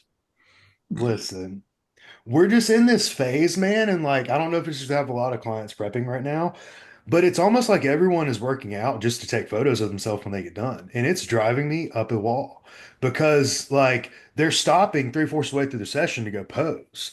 And it's like, what do we do? Like, first of all, you shouldn't look good every single day, Yep. right? Not only that is the looking at yourself and trying to take photos for the Snapchat, the TikTok, the Instagram, the Facebook stories, the threads, the whatever other social media you have is also like fucking with your head because you don't look as good as you did 2 days ago or a week ago, or you're flat or you're water, or you're soft. And then I have to hear about it because you're looking at like one most muscular or one back double bicep that you don't like in a post workout setting that I'm not even asking for the visual for. So like quit working out just to pump. Like we're not there to pump up. You're there to train and so you can get on stage.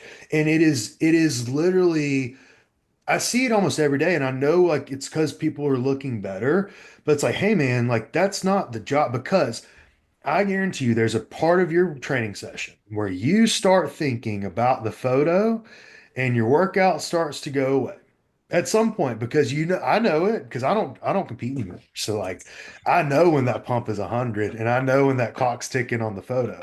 So but like fuck my workout, I'm going to get the photo, right?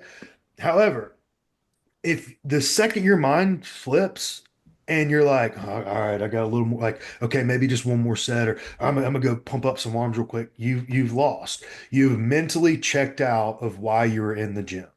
Mm-hmm. And not only that, it's teaching you piss poor posing habits because you're probably posing the same side over and over and over again. And this is not just guys, this is girls too. If you ever look at they're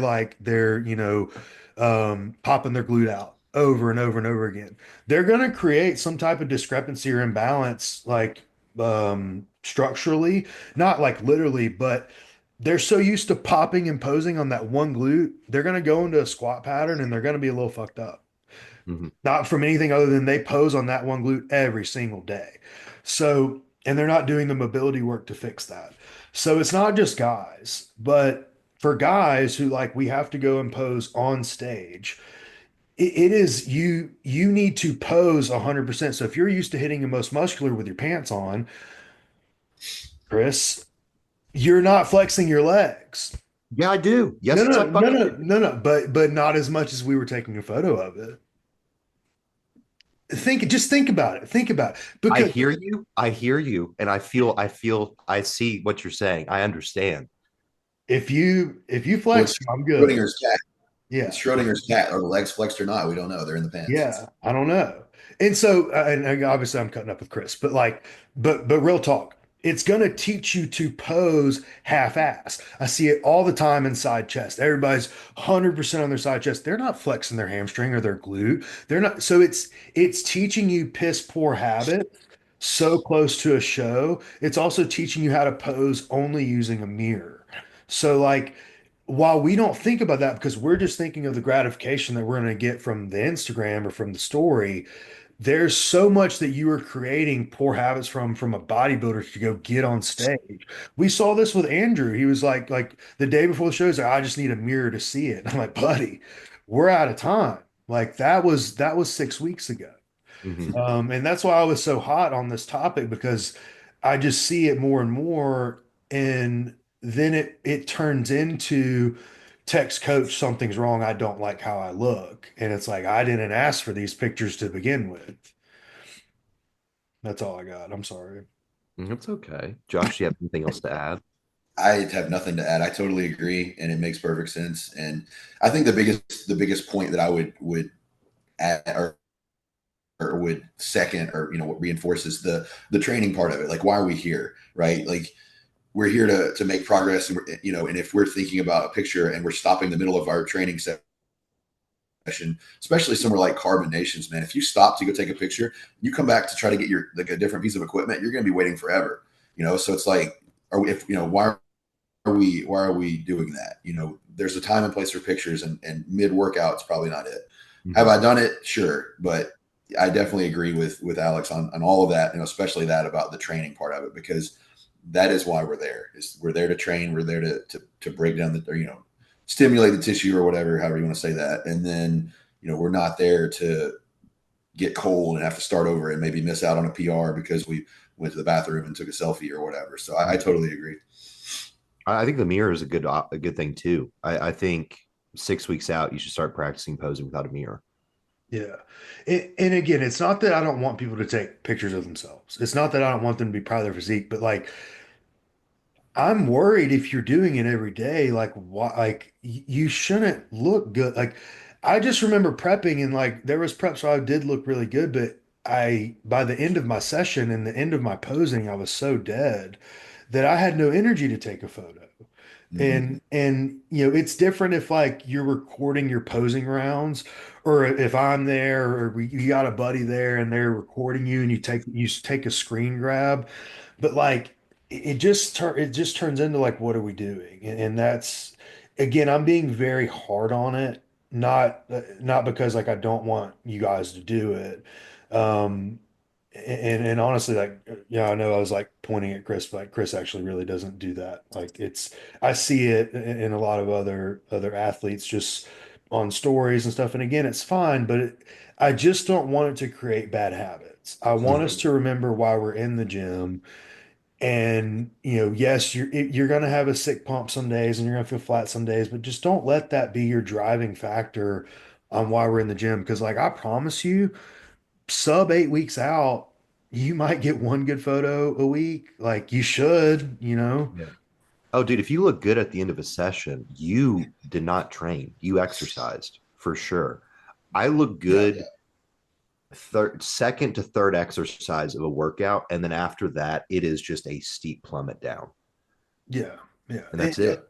And How if as it it should as it if it's a one-off, like, hey man, like God, like, dude, grab this. I'm so pumped right now. Cool. But like we all know how it goes, man. Like we're back there, we're like, oh shit, maybe try this sliding, try this pose, other side, other side. Girls are like doing their thing with their tie-ins and their hip pump, and it's like, well, there goes 15 minutes. Mm-hmm. Like, what could we have done better to be a better athlete for those 15 minutes? Probably a lot. So I would say like, yeah, once a week, twice a week, cool. Then too, just for the sake of your followers, like show us something different. Like if I saw you 2 days ago, I don't really need to see that. Like it's not gonna wow me. So yeah, okay, you still look good. But like from a attention grabbing perspective, like give us something to be in awe about, you know? Maybe you're training. Post your Yeah. training. Yeah. Show us a training set. Like and mix it up. And again, like I don't want it to sound like I'm being harsh, but like I will be damned if I see it like if you get outposed in an overall or a class win because but you were Mr. or Miss Story on Instagram, I'm gonna have a fit. I'm gonna pitch a fit. I really am. I've been practicing my rounds, Alex, just so Yeah. you know. Thank you. We're doing it this year, guys. Yeah, start early. If I can tell anybody anything, start. Don't, because everybody does the same bullshit. I understand how we all work as competitors. We're like, well, I'm going to start posing at like 10 weeks out when I'm a little bit leaner so I can really see how things move. And at that point, you're going to start putting it lower and lower in your priority list the deeper you get into it. Because you're like, well, I can be a little bit sharper in my glutes. Maybe I'll start posing at 6 weeks out. And then you have no will to live. And then you don't. Yep. Yeah, dude, I wouldn't pose in front of a mirror not to practice posing because I hated how I looked. I didn't like, it's not that I didn't want to see my poses. I couldn't stand looking soft or watery or like, I'm like, ugh, like just don't even look at it. I would pose in a hoodie just so Mhm. I'd be like, okay, like cool. Like it's just posing is posing and posing is work. And if you pose hard enough and rounds enough, I can pull some cardio off. And Mhm. that's cool. But Mhm. if you're just, Mr. or Miss Selfie, you're going to be doing a lot of cardio. And it goes back to creating hype. If Yeah. you're posting every day, and then you go on stage and it does not one look the same, which it rarely ever does, and then your placings don't reflect the hype that you try to create through your driven ego, very unfortunate for you. Whereas if you just didn't post anything, nobody cares. Yeah. Yeah. Nobody has an expectation at that point. I'll give one sneak peek like the night before the show or the day of. And that, like, other than that, it's like 3 weeks out, 6 weeks out. Like, my last prep, I posted one at 6 weeks out and one at like 9 p.m. the night before the show. And Mhm. that was it. And it was like a, oh shit. Like, because no one knew of me competing or doing the show and it was cool. And I'm nobody. So like imagine if you're pretty good. Like it might cause a little, uproar here. The next one we've got opinions on Paul Carter's training method, which is it says 5 to 8 stimulating reps, 1 rep in reserve. I don't truthfully know a whole lot about Paul Carter's training method. I just was put through this one in there because of the 1 rep in reserve conversation. I don't know how you guys feel about the rep and reserve conversation, but I feel as if we've uh, moved back into the state of mental masturbation when it comes to training. Yeah, y'all know I don't know who Paul Carter is. I don't know who Paul Carter is. Yes. Okay. So who asked this question? I'll have to go back and look. Okay. Well, it doesn't matter. So the question is like reps in reserve. What's basically asking like our thoughts on this training method that none of us know, but it was to me, I was thinking it was an opportunity to discuss like our thoughts on reps and reserves and basically really the over analysis of training that this world has become. Oh, well, I mean, if I haven't heard of it, then clearly it sucks. So, I heard it here first. Josh, go ahead with like some actual analytics on it. Yeah. Honestly, the only time that I ever really feel like reps in reserve is a good thing is if you're doing something like an RDL, because I don't want somebody failing on an RDL or a good morning movement where you're putting your spine in a compromised position to where you're recruiting other muscles and you end up hurting yourself. If you're doing literally anything else in the gym, I want you to finish at the bottom of it, or at least where I could see that you would have finished at the bottom of it. Like if we're doing a hack squat, I want you to crawl out of it, or I want to help you up, or I want to see you go so slow on that last one that you that I know that was it. Yeah. Um, um, Same with me, anything else too. Curls, tricep stuff, those are easy, right? Like you might use some momentum for the last couple of reps. As far as I'm concerned, like that's fine. We're getting everything out of it. On the other side of that, I want us to choose modalities that are safe. Like I don't want us failing on a barbell squat. Not, I mean, if it happens, it happens. You set your safety bars up, get a spotter, whatever, that's fine. But that's not the goal of something that's more risky like that. But I want us choosing movements that we can push to where our body is going to grow, as many effective reps as we can, as close to or past failure, depending on how it's programmed as possible. And, if you need more recovery time, then recover more. Like that's fine. But when we're in the gym, let's get it. Like that's where I've kind of landed over on that on the past few years or whatever. Yeah, I think look at the mass populace of people who choose to approach this, especially this, passively, and the results that they have are minimal, right? Like I'm always going to be in the faint camp of like let's put it all on the table and see what's up. Obviously, using your logic though of like risk aversion based on the exercise that we are selecting. If you're doing leg extensions, I want everything the tank gone. no matter what, because we can, and you're not going to break your spine. But the same logic with an RDL or a back squat, we're not taking it until we're actually, tumbling over and folding on the floor. But regardless, the effort has to remain there. And I just don't think that in the conversation of we're trying to push a threshold in order to create a response to grow, I don't think that's going to come from doing anything lesser than the most. Yeah. Agreed. Yeah, I like the 5 to 8 rep range. That's usually the top set, like rep range. I'll have a lot of people work in, both guys and girls. Mm-hmm. But then their back offs will be a little higher reps, like 8 to 15, depending on what the movement is. But yeah, reps in reserve. I just I don't ever feel the need to tell somebody not to go hard. Like I just don't, I don't think it's very rare that someone hits true failure to begin with, like Mm-hmm. true failure. Yes. Yes. That's my biggest like problem as a coach is getting someone to even get to zero RIR if you want to call it. So like why would I want to like, hey, you know what? Let's just not go there on like no. I'm Let's try a trying to little less. Try a They're little less. probably too short. They're probably 2 reps short anyway. You don't want to cut them 2 more short because yeah. their perception of that too short is the zero IR. So they're already missing 2 reps, just like you said. They're not getting to that failure point. So don't tell them, hey, let's cut it a couple short because then they're forced short of failure. And then we're barely even getting any effective Yeah, Yeah. reps. we're enabling mediocrity at that point. Because like they're that when someone comes to us, what likely they I know very few people who come to us and go, yeah, I know I'm not trying my hardest. Mhm. Everybody's going to come to you and say I'm the hardest fucking worker in the room or whatever it may be, and they send us one set and we go, probably not. And it's our job to help bridge that gap of distance. Yeah. So if we're already stunting that gap, that distance or shortening that, what are we? We're just enabling them to be like to not capitalize on their potential at that point. Exactly. Yeah, it's very I'm not a fan of it. And with that too, like y'all said, there's certain movement patterns. Yeah, like be smart, don't get on an incline barbell and you know, don't let it die on you, right? So like you're gonna instinctively leave one rep in a tank on some things that are dangerous anyway.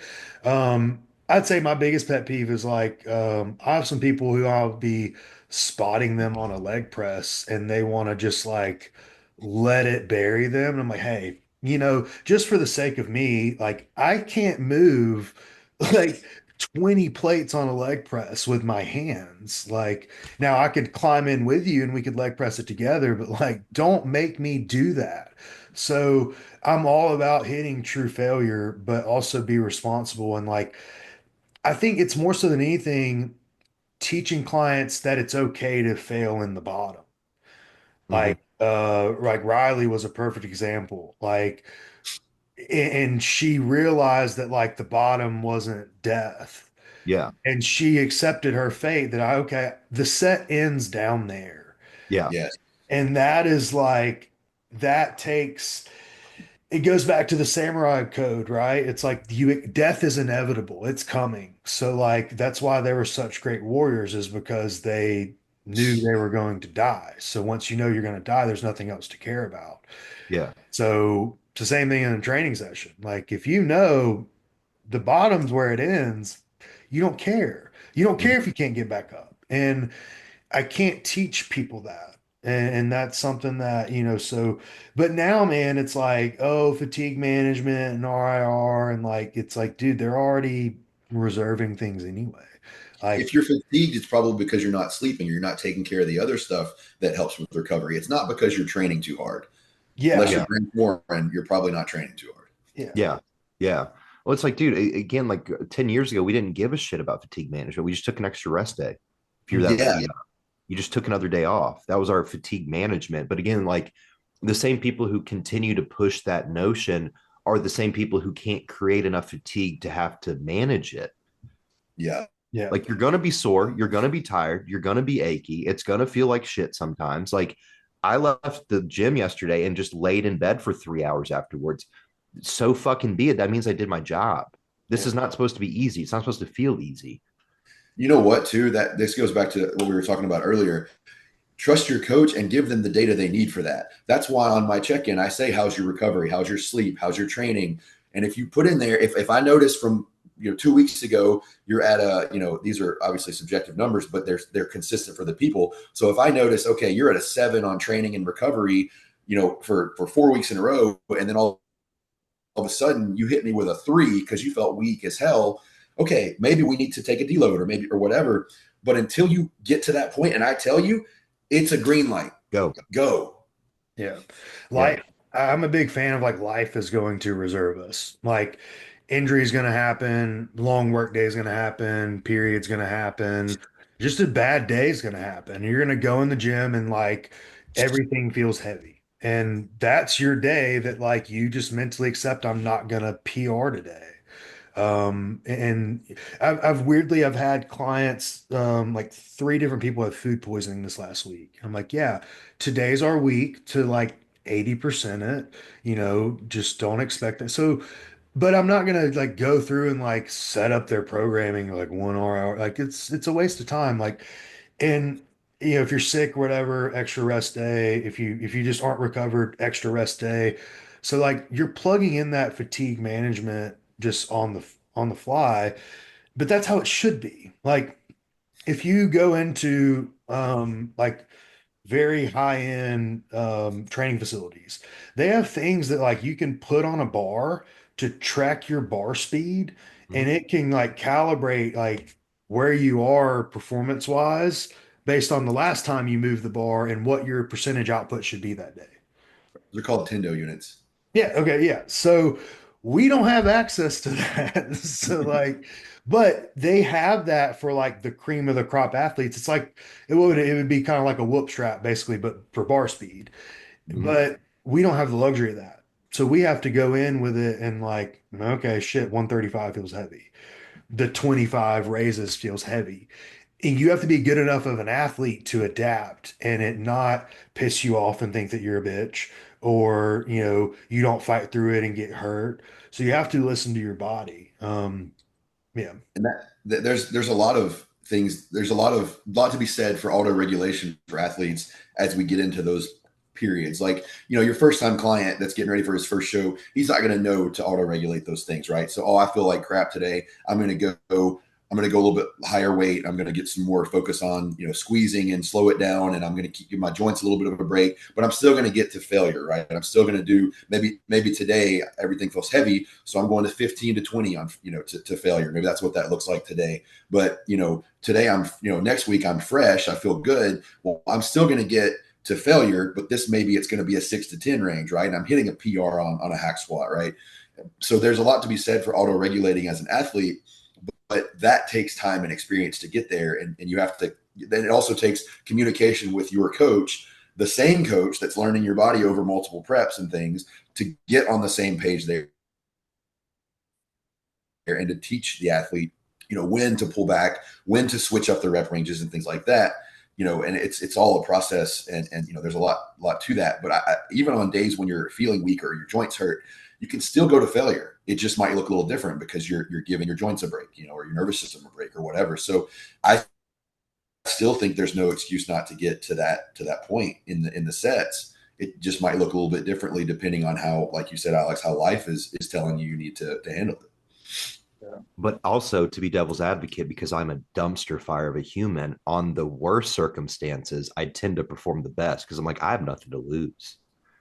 Yeah. Like we told the Snickers bar story before here, you know, like That's a great. I love that one. I was there for that. I was I you were I there. was in the room with that aura. Like I felt it. It Yeah, I was was like, there. dude, I've had 3 hours of sleep and a Snickers bar and an Adderall, and I'm gonna go deadlift now. You And I hit should a PR. also. You shouldn't probably teach your clients that though. No, don't do that. I didn't have a coach at this point, so I was rogue. It was Oh fine. yeah, yeah, This was 2 months previous to Alex. yeah. Um, but again, it's like it's just how my brain operates. Where I'm like, I have nothing to lose. I have no expectations of this going well, so I have no performance anxiety. Let me fuck around and see if I can do if it feels right, and it did.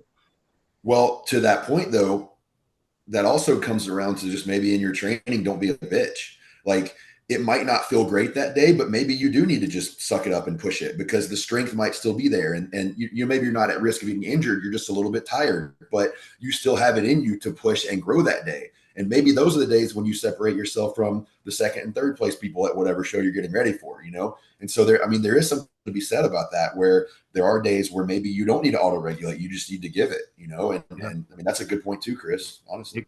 Yeah. I've done it too. Like, because feel and see are two different things, right? In the sense of like, I've recorded warm up sets before, and be like, man, that felt slow, and I go back and watch it, and it's quick, and I'm like, okay, so this is just me. And again, sensations are different, right? And that's what I'm putting all the value in at that point. And I go, okay, objectively, the bar speed of this tells me if I'm moving it this fast, I know that 4.25 should move relatively well, and I just go do it, right? Like that's forced applications not really change depending on. It doesn't matter how it feels; it matters how it moves in that case. And so that's where we sometimes have to separate, and that is a fine line. And to your point, Josh, like it takes years, I think, to develop like training Yes. intelligence, Yes. right? Like I don't really track my workouts anymore. I go basically within a certain weight and rep range based on how I feel. If it's there, I go for a heavier set. If it's not, I go for a lighter set. But That's you didn't it. do that 10 years ago. No, To your point, no. I mean, yeah, like that's it took you a little while to figure out how to manage that, and to learn, you know, what that needed to look like. And I mean, that just goes to show that this is not an overnight sport. You know, we don't do this for 1 year and then, you know, become Olympia winners. Like this is a lifestyle, and it's a whole, you know, it's a whole process to eventually, even if you've got the genetics and stuff, to put it all together, it takes years, just like you said. Give it a decade. Like Yeah. give it a decade. And if you aren't shit at that point, then you can accept that maybe you aren't shit. But until then, you haven't mastered all you need to know to even like see where you're supposed to end up being. Yeah. There's this thing I do when like approaching a top like heavy set like that. Chris, you might have seen it. Have you ever noticed like when we're doing something with dumbbells, whether it be dumbbell rows or presses, is like I'll grab the dumbbell and I'll lift it like 6 inches and I'll throw it on the ground. I'm like, I'm picking it up. So the first time I pick it up, it's not like, oh shit, these are the Yeah. ones. Mhm. And I'm like throwing it back down. So what I'm doing in my head is I'm manhandling this weight. I'm like, Mhm. this ain't shit. So that when I pick it up to press it for fucking, you know, whatever reps you want to do, it doesn't freak me out. And Mhm. I can feel before I even sit down with the dumbbells how that set's about to go. But if I don't do that little manhandle trick, the set's probably not going to go near as well. It's like, and it's why powerlifters, it's why we all have like a thing that we do before a top set. Like I like circle around like a bull. I get like real, like big, deep breath through my nose. And then I huff like a bull and then I fucking go, right? Like we all have, like Chris does his like, you know, nose snort I thing. have numerous Does things. it, yeah, like fuck, and then goes, you know. So, but you have that, and that's because no matter what's going on, whether it's a good day, bad day, RIR, max effort, you have your comfort that you've created when you're approaching a top set that locks you in no matter what the fuck is going on. Yeah. My hair could be on fire and I wouldn't fucking know. Mhm. Right. It's like you just turn it on. And like we did it when we were in Colorado. Like we were mid conversation. It was my turn. Let's go. That's it. Right. Yeah. It's the same ritual every single time because I've done it 1,000 times over. Or the same with like going back to what you're saying with weight. When I use my wrist straps or when I put on my belt or when I do these things or when I put on that song is pertinent to how far into my warm-ups I am. Because I don't need my wrist straps for the first three warm-up sets of anything when I'm pressing. But like my final warm-up set, I'm putting my wrist straps on and I'm putting my belt on. And then my top set, I'm doing the same thing. And I put them on. It's always my left hand first, then my right. It's all very OCD, but it's all the same and it's structured because in my head, as I'm going through warm-up sets, if I do my second to last warm-up set without wrist straps and it feels kind of shitty, I'm like, I'll be fine. I got my wrist straps put on. I always know that makes me feel more secure. And then I go and do that and it's fine. Or it's like, oh, I did it beltless. I know I feel better when I have a belt on. I Mhm. do that too. I do all of that. Yeah. Yeah. You, Because it just, you, again, it like helps because when we're chasing the weights that we're chasing, like there's fear involved and that's supposed to be a thing. Like I have the fear of injuring myself on my top sets every time. But that's what we use these things, these rituals, and the comfort as security to be like, no, I'm gonna fucking do this shit. And yeah. objectively, this is why I'm gonna do this shit. Yeah, I almost so I would like, I'll work up on squats, right? Like you work up to 405. I wouldn't sleeve up until I buried 315 without sleeves. Mm-hmm. Because like, and I didn't, if 315 without sleeves didn't feel good, I wasn't doing 405. But if it Mm-hmm. felt good, then I'm like, oh, it's going to be money here. So that just kind of opens the door on what they're talking about when it comes to training experience is the things that'll do to make you tick.